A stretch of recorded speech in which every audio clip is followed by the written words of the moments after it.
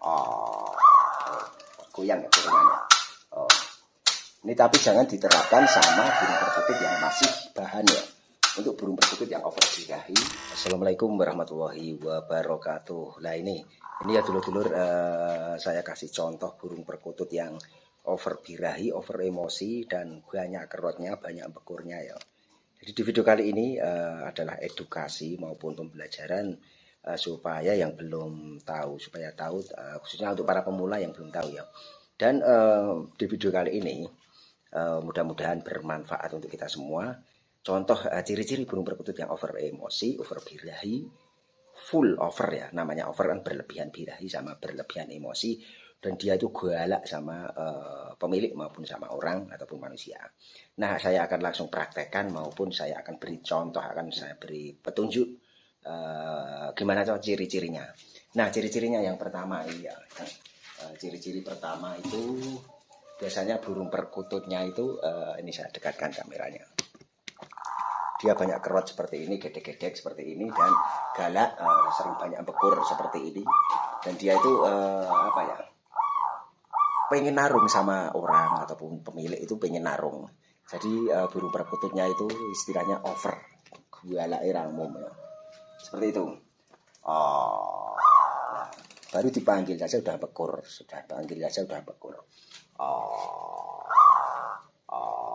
Nah, solusinya untuk burung perkutut seperti ini, jangan terlalu sering dipeteti. Nanti dia akan manja, akan kalau tidak dipeteti dia akan ngoyak terus ya. Jangan dibiasakan dipeteti kalau untuk burung lomba, karena dia akan kecanduan istilahnya, kecanduan sama gerak-gerik kita atau petetan kita.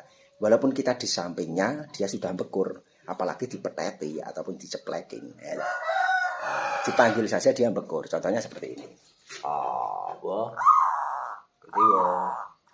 gede wo.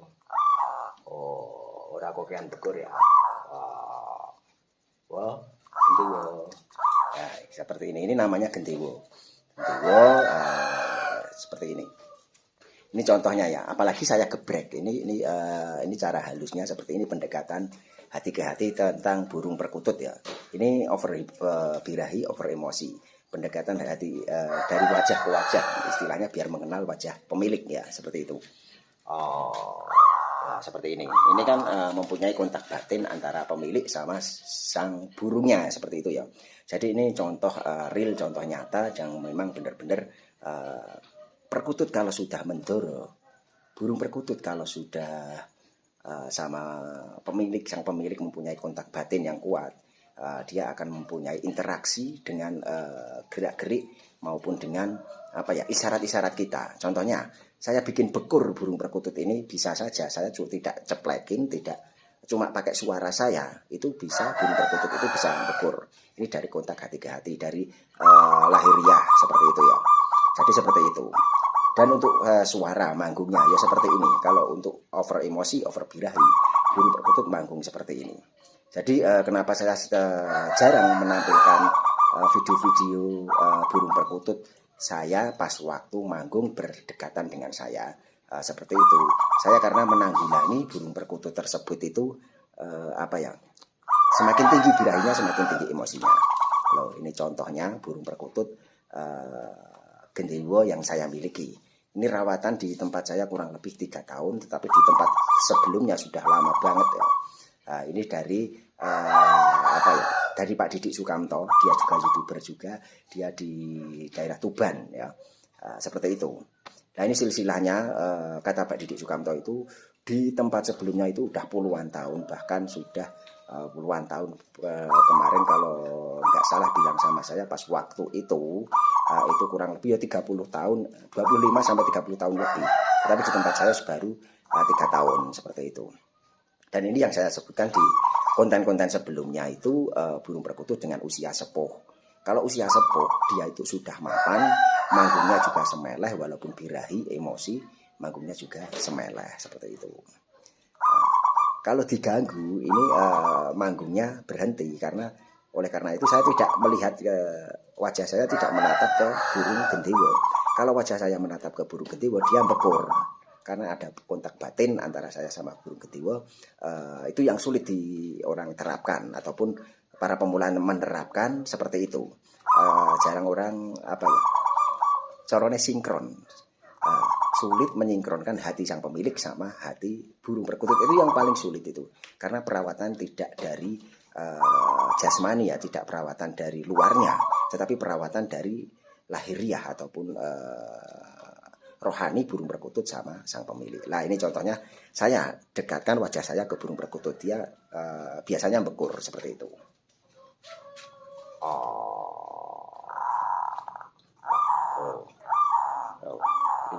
Ini mempertandakan dia itu ngajak bermain, istilahnya orang sama hewan itu dia mengajak bermain, ngajak dia manja, ngajak bergurau, ngajak bercanda seperti itu ya.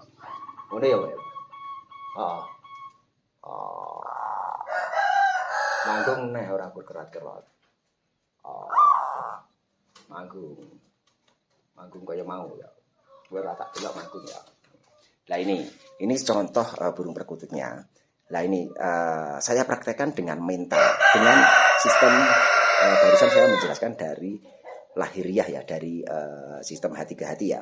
Dan saya memakai cara kontak fisik maupun kontak istilahnya jasmaniah supaya burung perkutut itu kendel, dan ini bisa diterapkan untuk burung perkutut yang gacor, manggung, gayer, birahi, over birahi, tetapi dengan catatan satu jinak ya. Dengan cara seperti ini akan saya perkuat mentalnya dengan terapi seperti ini. Pertama gebrok-gebrok seperti ini, burung tidak tidak gerak-gerak, dan dia malah senang diajak bercanda karena burung perkutut sudah mendol sama kita. Ini pakai tangan, contoh pakai tangan. Nanti ada yang lebih ekstrim lagi dengan contoh dengan beberapa benda ataupun beberapa alat yang memang benar burung perkutut itu mentalnya akan terbentuk dengan sendirinya, tetapi dengan catatan satu jinak, kedua over birahi, ketiga over emosi. Itu bisa diterapkan seperti ini. Tetapi kalau untuk burung perkutut bahan ataupun bakalan jangan diterapkan seperti saya ya, seperti itu ya. Nah ini saya akan terapkan lagi dengan menggunakan sapu lidi ya. Sapu lidi yang mempunyai filosofi yang kuat, tetapi akan saya gunakan untuk menjinakkan burung perkutut seperti itu. Nah kita beri contoh seperti ini ya.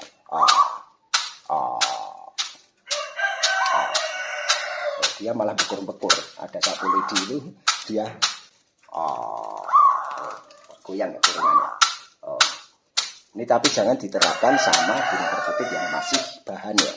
Untuk burung perkutut yang over birahi, untuk burung perkutut yang over emosi, ini bisa diterapkan untuk memperkuat mental burung perkutut tersebut. Padahal menggunakan sapu lidi yang memang benar-benar ini benar-benar sapu lidi, tidak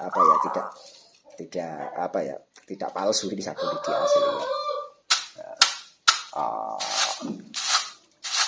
Tapi sapu lidi mempunyai filosofi yang kuat, bisa untuk nyapu, bisa untuk yang biasanya zaman dahulu itu sapu lidi yang orang menyebutnya di Jawa itu sapu gerang. Itu makanya di zaman dahulu banyak dicantolke di atas pintu ya, itu sapu gerang namanya. Sapu gerang itu sapu lidi yang sudah tua, yang sudah umurnya entah itu puluhan tahun, entah itu ratusan tahun, ataupun ya istilahnya puluhan tahun lah.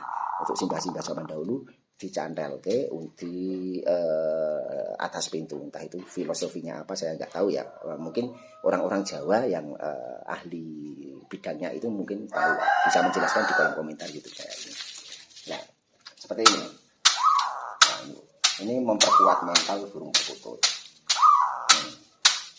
Tapi jangan diterapkan untuk burung perkutut ombyokan, burung perkutut bakalan. Kalau burung perkutut bakalan, ombyokan diterapkan seperti ini, dia akan bundas-bundas, akan berdarah sayap kiri kanan, dan tidak akan bagus di kemudian harinya. Ini untuk burung perkutut yang sudah jadi maupun over birahi, over emosi, nah seperti itu.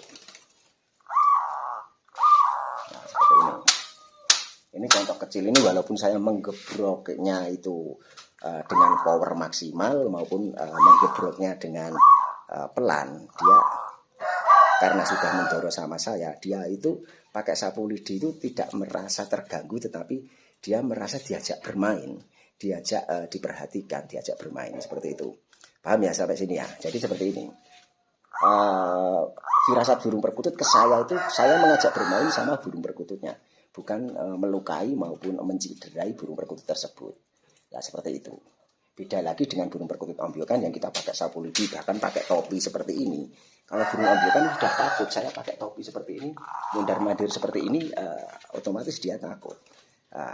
Apalagi kok digebyokin, otomatis malah burung tambah stres berkepanjangan dan kemudian hari akan macet, akan tidak bunyi lagi seperti itu. Tetapi kalau dengan sistem seperti ini, burung pasti akan mental semakin kuat, mental akan terdidik, mental di kemudian hari akan lebih jinak lagi, akan lebih mendoro lagi, akan lebih kontak batin sinkron sama pemilik sama burung perkututnya. Seperti itu. Jadi jangan diterapkan, sekali lagi jangan diterapkan untuk burung perkutut bahan. Jadi terapi penjinakan ada beberapa macam ya. Ada dengan cara halus. Dengan cara halus itu kita jangan sampai dia lukai, jangan sampai dia itu gerabiakan dan sebagainya dengan cara halus seperti itu. Tetapi ada juga cara penjinakan dengan cara kasar seperti yang saya terapkan seperti ini, itu kan menggunakan cara kasar. Jadi khusus untuk burung perkutut yang memang mentalnya bandel, mentalnya bagus ya. Seperti itu. Nah, seperti ini kan dengan cara kasar. Contohnya kan seperti ini. Seperti kan ini dengan cara kasar. Jadi menerapkan mental burung perkutut yang di kemudian hari dijadikan untuk lomba juga bisa, dijadikan untuk pelanganan di rumah, untuk sekedar anggungan di rumah juga bisa. Jadi tinggal kita maunya ke arah kemana. Kalau dijadikan ke arah lomba ya kita bisa, karena mentalnya sudah pertama kuat, kedua istilahnya sama orang di sekeliling tidak takut, sama topi tidak takut seperti itu. Nah, apalagi sama benda-benda yang seperti sapu, seperti helm dan lain sebagainya, dia itu tidak takut seperti itu ya. Nah, contohnya seperti ini. Kalau burung perkutut bahan, saya mundar-mandir kiri kanan, saya memakai topi, dia sudah enggak ngelabrak ya. Tapi kalau ini enggak, ini malah dia senang pada topi seperti ini. Nah, catatan lagi. Dulu pertama kali saya mendapatkan ini, dia melihat pertama topi, melihat helm, itu dia takut. Saya pakai topi, pakai helm, dia takut. Tetapi saya biasakan, saya pakai topi seperti ini dan saya mundar-mandir seperti ini supaya apa? Dia sudah terbiasa adanya topi, adanya helm. Dan terapi sebelumnya itu bisa menggunakan topi seperti ini di setiap harinya, ditaruh di sampingnya seperti ini, atau helm ditaruh sampingnya seperti ini, entah itu di meja, entah itu di apa. Otomatis burung sudah terbiasa dan tidak takut topi maupun helm. Nah, ini contohnya, sama topi saja saya taruh di sebelah sini, dia betul. Seperti ini ya. Jadi untuk teman-teman semua itu harus dibiasakan, karena apa? Ada pepatah Jawa, witing tresno jalaran saka kulino. Dia itu suka selagi dia itu terbiasa. Witing tresno jalaran saka kulino. Jadi burung perkutut itu terbiasa adanya topi, adanya helm, dia menjadi tresno, menjadi senang seperti itu. Seperti itu. Ini saya kasih topi sampingnya, gebrok-gebrok topi, gebrok-gebrok topi, dia malah matok-matok, malah seneng ya. Jadi seperti itu ya. Jadi memang benar rumus orang Jawa zaman dahulu itu memang bisa diterapkan antara hewan sama manusia. Istilahnya witing tresno jalaran saka kulino itu tadi ada macam-macam lah itu. Antara sesama, antara orang sama orang, ataupun antara orang sama hewan dan lain sebagainya bisa diterapkan seperti itu. Oke. Seperti ini.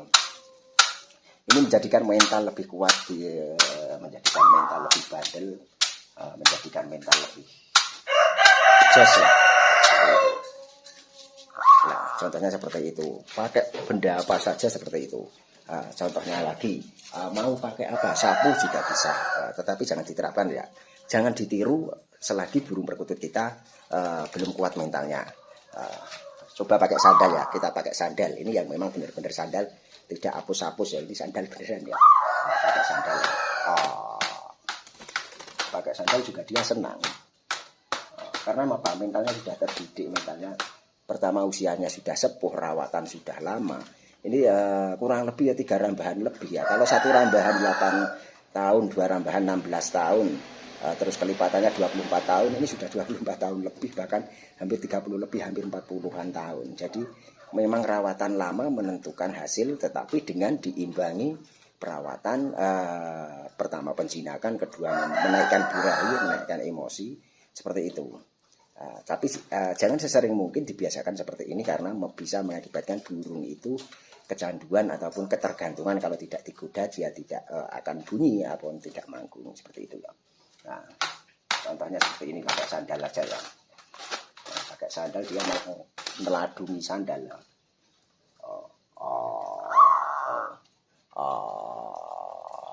Ngoyak sandal dia, mengejar sandalnya.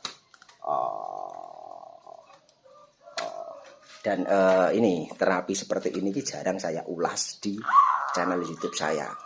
Jarang saya ulas di channel YouTube saya. Berarti kalau teman-teman melihat YouTube saya ini ataupun melihat dari awal sampai akhir, beruntung sekali, karena bisa menjadi wawasan, menjadi edukasi, ataupun ini tip yang sangat bermanfaat, tip yang sangat bisa diterapkan di kemudian hari bila mana burung perkutut kita, burung perkutut teman-teman semua itu dalam kondisi birahi, over birahi seperti itu.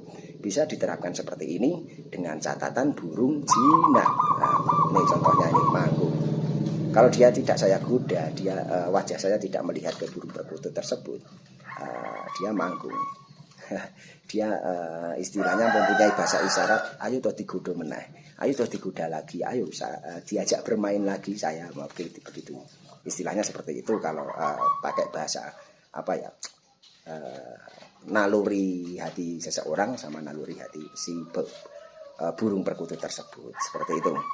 Jadi cukup paham ya. Jadi yang saya ulaskan di sini ini tidak rekayasa, dan ini benar-benar apa saya lakukan dari dulu hingga sekarang, seperti itu. Jadi untuk teman-teman semua yang baru menemukan video saya ini, jangan lupa di subscribe, karena subscribe itu gratis dan tidak berbayar. Dan beruntung sekali teman-teman yang melihat video ini, karena jarang saya ulas di konten Agung Nur Saladin ini. Konten Agung Nur Saladin ini biasanya mengulas tentang burung perkutut, bakalan, burung perkutut juara, burung perkutut bahan, ombyokan, ataupun burung perkutut lomba dan lain sebagainya. Tetapi jarang saya mengutarakan antara sinkronisasi antara hati pemilik sama hati si burung perkutut tersebut, karena memang istilahnya susah banget. Paling susah perawatan di burung perkutut itu perawatan dari lahiriah ataupun dari kontak sinkronisasi batin sang pemilik sama batin sang burung perkutut yang kita miliki ataupun yang kita pelihara. Seperti itu ya. Cukup paham ya. Pokoknya tetap semangat dan jangan lupa di subscribe. Nanti kalau di subscribe saya akan memberikan edukasi yang belum saya pernah ulas di video saya ini, dan mudah-mudahan tetap semangat. Dan untuk sedulur-sedulur semua saya ucapkan terima kasih yang sudah subscribe, dan saya doakan semoga sehat selalu, banyak rezeki yang barokah, yang berlimpah, diberi kemudahan selalu, diberi kesuksesan selalu. Tetap semangat. Salam Rahayu, salam Kongmania, salam persahabatan, salam silaturahmi, salam Bhinneka Tunggal Ika, salam kekeluargaan, salam guyub rukun selalu. Akhir kata, wabillahi taufiq wal hidayah. Wassalamualaikum warahmatullahi wabarakatuh.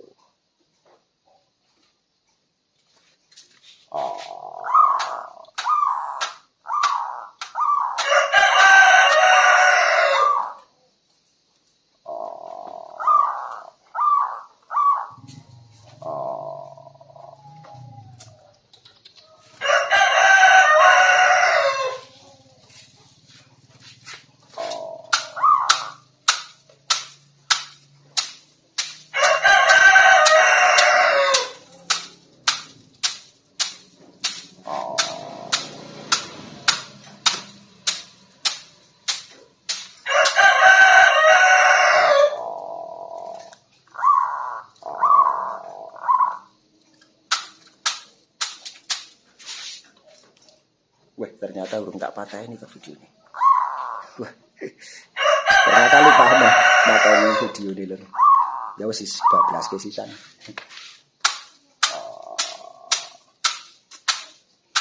Ternyata lupa. Tak kira sudah saya sekarang saya belum saya pakai kameranya. Nah, seperti ini loh.